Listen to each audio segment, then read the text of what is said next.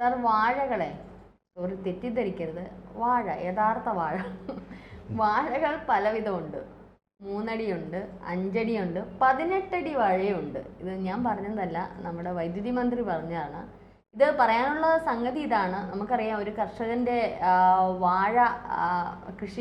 വാഴകൃഷി ഈ electric line pass ചെയ്യുന്നു എന്നും പറഞ്ഞുകൊണ്ട് ഫുൾ വെട്ടി നശിപ്പിച്ച കഥയൊക്കെ അന്ന് ഒരിക്കൽ വാർത്തയൊക്കെ വന്നിരുന്നു.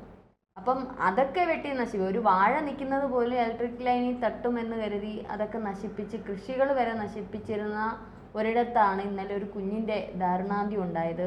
ഈ ലൈനിന് മാത്രം ആളില്ല, നാഥനില്ലാത്ത ഒരു ലൈൻ കമ്പി അല്ലെങ്കിൽ ഒരു ഇലക്ട്രിസിറ്റി ബോർഡായി.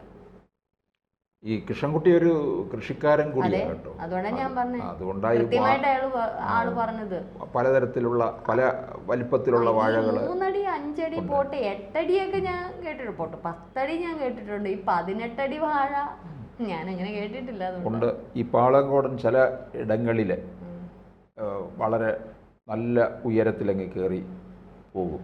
അതിന് കൊലവട്ടുണ്ടെങ്കിൽ പിന്നെ നമ്മൾ വേറെ ഏണി വെച്ച് കയറണം, തരത്തിലാണ്. അല്ലെങ്കിൽ അത് വെട്ടി താഴോട്ടങ്ങ് ഇടുക എന്ന് മാത്രമേ ഉള്ളൂ. അപ്പം ഇത്രയും നിസ്സാരവൽക്കരിച്ചാണ് ഇതിനെ കാണുന്നതെന്നുള്ളതാണ്. അതാണ് അതിനകത്ത് വേറൊരു കാര്യം. അതൊരു കുട്ടിയുടെ ജീവനാണ് പോയത്. ഒരു കുടുംബത്തിലെ ഒരു കുട്ടിയെ ഇല്ലാതാക്കുകയാണ് ചെയ്തത്.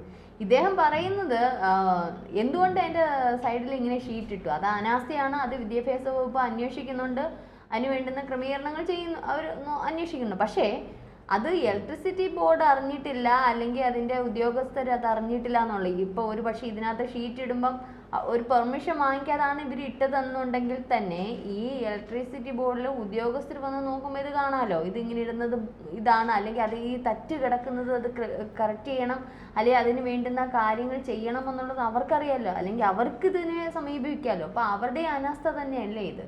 ആണോ? ഇതിനകത്ത് ഇപ്പോൾ സ്കൂളിലെ പ്രധാന അധ്യാപകൻ അല്ലെങ്കിൽ അധ്യാപിക ഇതിനകത്ത് പ്രധാനപ്പെട്ട ഉത്തരവാദിയാണ്. പിന്നെ അവിടുത്തെ ഏത് KSEBയുടെ ഏത് സെക്ഷനാണ്, അവിടുത്തെ എഞ്ചിനീയർ, ഇവരെയൊക്കെ തന്നെ വേണം പ്രതിക്കൂട്ടിൽ കയറ്റേണ്ടത്. കാരണം പ്രധാന അധ്യാപകൻ അല്ലെങ്കിൽ അധ്യാപിക ഇത് നിർബന്ധമായും ചെയ്തിരിക്കണം. കാരണം ഇത് കുട്ടികൾ പഠിക്കുന്ന ഇടമാണ്. ഇവിടെ ഈ ഇത്തരത്തിൽ ഈ വളരെ അനാസ്ഥയോടുകൂടി ഇത് ലൈൻ പോയിരിക്കുന്നു, അത് കാര്യങ്ങൾ ചെയ്യണമെന്ന് പറഞ്ഞ് സമീപിച്ചതാണ് എന്ന് പറയുന്നുണ്ട്. പക്ഷേ അവിടെ നിർത്തി തന്നെ ചെയ്യിപ്പിക്കാനുള്ള സംവിധാനം ഉണ്ടാക്കണം.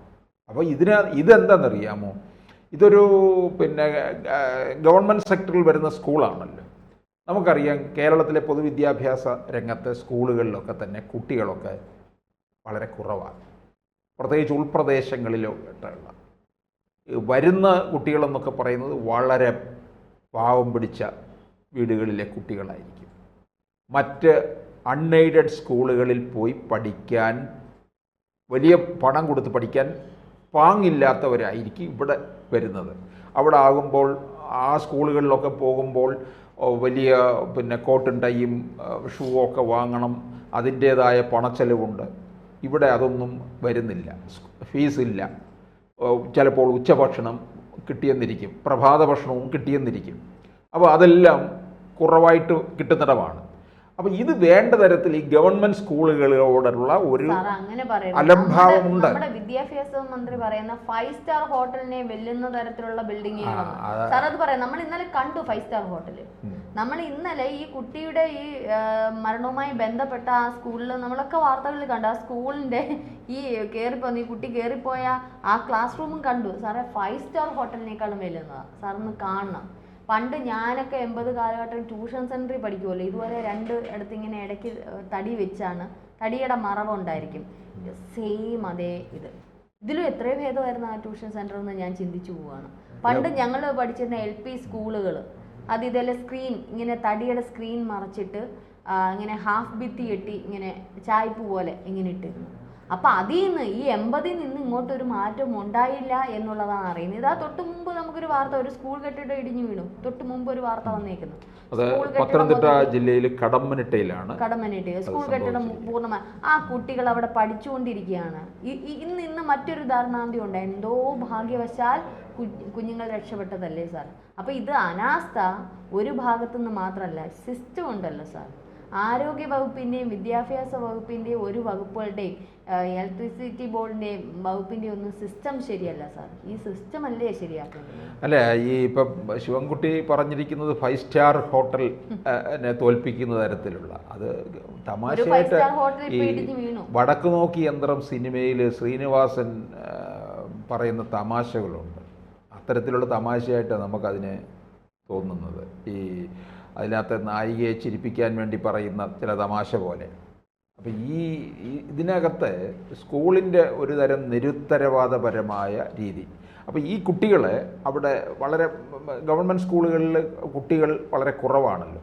അപ്പോൾ ഇവരൊക്കെ എങ്ങനെയോ ആകട്ടെ, ഇന്നത്തെ പത്രങ്ങളിൽ ആ കുട്ടിയുടെ മിഥുൻ എന്ന് പറയുന്ന ആ കുട്ടിയുടെ ക്ലാസ് റൂമിന്റെ പടം കൊടുത്തു. അതെ, അതാ ഞാൻ സാറിനോട് പറഞ്ഞത്. ആ കുട്ടി അതിൽ നിന്നാണ് കേറി ഈ ഇതിലോട്ട് കേറിയത്. ആ സൈഡ് ഉണ്ടല്ലോ, ആ സൈഡ് ഒരു ചായ്പിലോട്ട് പോകുന്ന ആ ഒരു സൈഡ് തുറന്നിട്ടേക്ക്, ആ തുറസായ ഇതിലൂടെ, അതായത് ഒരു കുട്ടിക്ക് കയറാം, സുഖമായിട്ട് കയറാം. ആ കയറി ചെല്ലുന്നത് എവിടെയാണ്? ഈ ലൈനിന്റെ എവിടെയാണ്? ഇത് ആരുടെ ഭാഗത്ത് പാഴ്ചയാണ്? ഇത്ര ബുദ്ധിയും ബോധവും ഇല്ലാത്ത അധ്യാപകരും പ്രധാന അധ്യാപകരും നമ്മുടെ സർക്കാരുമാണെന്ന് പറഞ്ഞാൽ എന്താണ് ഇതിനൊക്കെ പറയും. ഇന്ന് ഈ സ്കൂൾ കെട്ടിടം ഇടിഞ്ഞു വീണു സാർ. പണ്ട് കാലങ്ങളിലൊക്കെ ഞാൻ കേട്ടിട്ടില്ല സ്കൂൾ കെട്ടിടം ഇടിഞ്ഞു വീണെന്നോ അല്ലെങ്കിൽ ഇതുപോലെ ഇങ്ങനെ കുട്ടികൾ മരിച്ചെന്നോളം എൻ്റെ അറിവിൽ. ഇനി അന്നൊക്കെ ഈ തരത്തിലുള്ള വാർത്തകൾ കൂടുതൽ പ്രസിദ്ധീകരിക്കാൻ സോഷ്യൽ മീഡിയ ഒന്നും ഇല്ലാത്തത് കൊണ്ടാണോ എന്നുള്ളത് അറിയില്ല. പക്ഷെ നമ്മൾ അന്ന് ഓലമേഞ്ഞ കെട്ടിടങ്ങളായിരുന്നു സാർ. ഇവർ ഒരു സിസ്റ്റവും ശരിയാക്കണ്ടേ? കുഞ്ഞുങ്ങളെ കൊല്ലാതെ ഓലമേഞ്ഞ കെട്ടിടമാണെങ്കിലും വേണ്ടില്ല. 5 സ്റ്റാർ ഹോട്ടൽ വേണ്ട സാർ. അല്ല, ഞാൻ പറയാണ്, നമുക്ക് കുഞ്ഞുങ്ങളുടെ ജീവൻ എന്ന് പറയുന്ന ഈ പ്രത്യേകിച്ച് കുട്ടികളുള്ള ഇടം എപ്പോഴും സുരക്ഷിതമായിരിക്കണം. വളരെയധികം അത് കെട്ടിടമാണെങ്കിലും അതുപോലെ തന്നെ രോഗികളുള്ള ഇടം സുരക്ഷിതമായിരിക്കും. ഇവർക്കൊന്നും എഴുന്നേറ്റ് നടക്കാൻ പറ്റും. കുഞ്ഞുങ്ങൾ എന്ന് പറയുന്നത് അവരെപ്പോഴും കളിച്ച് കിടക്കുക. അവർക്ക് അറിയില്ല ശരിയത് തെറ്റെന്ന് അറിയാൻ വയ്യാത്ത പ്രായമാണോ കുഞ്ഞുങ്ങളുടെയൊക്കെ. അപ്പോൾ സ്കൂൾ കെട്ടിടങ്ങളും ആരോഗ്യശാലകളിലും ഇത്രയും സുരക്ഷിതത്വം വേണം, അല്ലെങ്കിൽ നല്ല ഫെസിലിറ്റി വേണം എന്ന് പറയുന്നതിന് പണ്ട് മുതലേ പറയുന്നത് അത് അറിവുള്ളവർ പറയുമ്പോഴെങ്കിലും അത് കേൾക്കണം. ഇപ്പോൾ ഈ അപകടങ്ങൾ ഉണ്ടായിട്ട് ഇനി ഇവർ 7-8 മാസം ഇവർ ഈ സർക്കാർ ഭരിക്കാതിരിക്കുക. ഇനി ഇവരൊന്നും എന്താ ഉള്ളത് പൊളിക്കായിരുന്നാൽ മതി. സത്യം പറഞ്ഞാൽ പിണറായി സർക്കാരിൻ്റെ വൻ തോൽവി എന്നല്ലാതെ ഈ ഭരണത്തെ ഒന്നും പറയാനില്ല. ഇവർ ഏതാണ്ട് കുറച്ച് മുമ്പ് മറ്റൊരു വാർത്ത കിടക്കുന്നു, എവിടാണെന്ന് എനിക്ക് പെട്ടെന്ന് ഓർമ്മ കിട്ടുന്നില്ല. സ്കൂളിൽ ഭക്ഷ്യവിഷബാധ, കുട്ടികൾക്ക് 36 കുട്ടികൾ ഭക്ഷ്യവിഷബാധ എന്നാ സംഭവിച്ച ബുധനാഴ്ച. അപ്പോൾ ഈ വിഷയം വന്നതുകൊണ്ടാണ് ഇതിപ്പോൾ പുറം ലോകം അറിയുന്നത്. ബുധനാഴ്ച ആ സ്കൂളിലെ 36 കുട്ടികൾക്ക് ഭക്ഷ്യവിഷബാധ. ഉച്ചയ്ക്ക് കഴിച്ച ആഹാരത്തിൽ നിന്നും ബിരിയാണിയും ചിക്കനും ഒന്നും വേണ്ട സാർ, പഴയ കഞ്ഞിയും മറ്റേ പയറും ഉണ്ടല്ലോ ഇട്ട് ഉപ്പിട്ട് കൊടുക്കുന്നത്, അത് മതി. ബിരിയാണിയും ചിക്കനും കൂടെ കൊടുത്ത കുഞ്ഞുങ്ങൾ 30. ഇപ്പോഴും ഹോസ്പിറ്റലിലാണ് കുട്ടികൾ. അത് മറച്ചു വെച്ചു. അവിടെ സ്കൂൾ അധികൃതർ അത് മറച്ചു വെച്ചു. ഇപ്പോൾ ഈ ആരോഗ്യ വകുപ്പിൽ ഹെൽത്ത് ഡിപ്പാർട്ട്മെൻറ്റിൽ ആരോ ആ ഒരു ഹോസ്പിറ്റലിൽ മറ്റെന്തോ ആവശ്യത്തിന് ചെന്നപ്പോഴാണ് കുട്ടികൾ അവിടെ അഡ്മിറ്റ് ആയ വിവരം അറിയുന്നത്. അങ്ങനെ അന്വേഷിച്ചപ്പോഴാണ് ഈ സ്കൂളിൽ നിന്ന് കിട്ടിയ ഭക്ഷ്യവിഷബാധ കാരണമാണ് കുട്ടികൾ അഡ്മിറ്റ് ചെയ്യുക. മറച്ചു വെച്ചിരിക്കുകയാണ് സ്കൂൾ അധികൃതർ. അങ്ങനെ എത്രയേറെ സംഭവങ്ങൾ നമ്മൾ അറിയാതെ പോകുന്നു. അല്ല, ഈ പൊതുവിദ്യാഭ്യാസം തകരുന്നതിൻ്റെ മറ്റൊരു കാരണം കൂടി ഇതാണ്. വേണ്ട തരത്തിൽ വരുന്ന കുട്ടികൾക്ക് സുരക്ഷയില്ല. എങ്ങനെ രക്ഷിതാക്കൾ പറഞ്ഞു വിടും? വേണ്ടത്ര തരത്തിൽ അവർക്ക് വിദ്യാഭ്യാസത്തിലുള്ള പരിശീലനം കൊടുക്കുന്നില്ല. സ്കൂളുകളിൽ എനിക്കറിയാവുന്ന സ്കൂളുകളുണ്ട്, അത്യാവശ്യത്തിന് അധ്യാപകരില്ല. ഈ ഉള്ള അധ്യാപകരെ ഇവരുടെ ഓരോരോ പരിപാടികൾക്ക്, സർക്കാരിൻ്റെ പരിപാടികൾക്കൊക്കെ പകുതി, അതായത് 365 10 മാസം ഉണ്ടെങ്കിൽ അതിൽ പകുതി മുക്കാൽ ദിവസങ്ങളും പല പ്രോഗ്രാമിന് സർക്കാർ പരിപാടികൾ അല്ലെങ്കിൽ സ്കൂളിൻ്റേതായ ചില പരിപാടി, യൂത്ത് ഫെസ്റ്റിവൽ അവിടെ ഇടാനും മാർക്കിടാനും ഇങ്ങനെ പല കാര്യങ്ങൾക്കും അധ്യാപകരെ വിളിച്ചെടുത്തോണ്ട് ഒന്നാമത് അധ്യാപകരില്ല. പിന്നെ ഈ ടെമ്പററി സ്റ്റാഫുകളെ ടീച്ചേഴ്സിനെ അവിടെ കൊണ്ടുവന്ന് ആക്കുമ്പോഴേക്കും പകുതി അക്കാഡമിക് ഇയർ തീരും. അത് കഴിഞ്ഞ് പിന്നീടുള്ളതെന്ന് വെച്ചാൽ നിലവിലുള്ള അധ്യാപകരെ പലയിടങ്ങളിലായിട്ട് പല കാര്യങ്ങളിലായിട്ട് വിനിയോഗിക്കും. ഇപ്പോൾ തെരഞ്ഞെടുപ്പ് വന്നാലും അത് വന്നാലും ഇത് വന്നാലും അധ്യാപകരെ എടുക്കും. അപ്പോൾ എന്താണ്, അവിടെ ഷോർട്ടേജ് വരും. പകുതി ക്ലാസ്സുകളും ഒരു അധ്യാപകൻ തന്നെയാണ് പല സബ്ജക്റ്റുകളും എടുക്കുന്നത്. 1-ാം ക്ലാസ്സിൽ പഠിപ്പിക്കുന്ന അധ്യാപകൻ തന്നെ ഹയർ സെക്കൻഡറി വരെ പഠിപ്പിക്കുന്ന അവസ്ഥയാണ് ഉണ്ടാകുന്നത്. അപ്പോൾ ഇത്തരത്തിൽ പൊതുവിദ്യാഭ്യാസ പുതിയ ആൾക്കാരെ എടുക്കുന്നില്ല. എങ്ങനെയാണോ ആരോഗ്യ മേഖലയിലെ അനാസ്ഥ അതുപോലെ തന്നെയാണ് വിദ്യാഭ്യാസ മേഖല. ആകെപ്പാടെ പിണറായി സർക്കാർ എപ്പോഴും ഉയർത്തി കാണിച്ചിരുന്ന 2 മേഖലകളാണ് ആരോഗ്യവും വിദ്യാഭ്യാസവും. അതാണ് ഇപ്പോൾ എന്താ പറയുന്നത്, ഒരെണ്ണം ICUയിൽ ഒരെണ്ണം പറയാതിരിക്കാൻ പറ്റുന്നില്ല.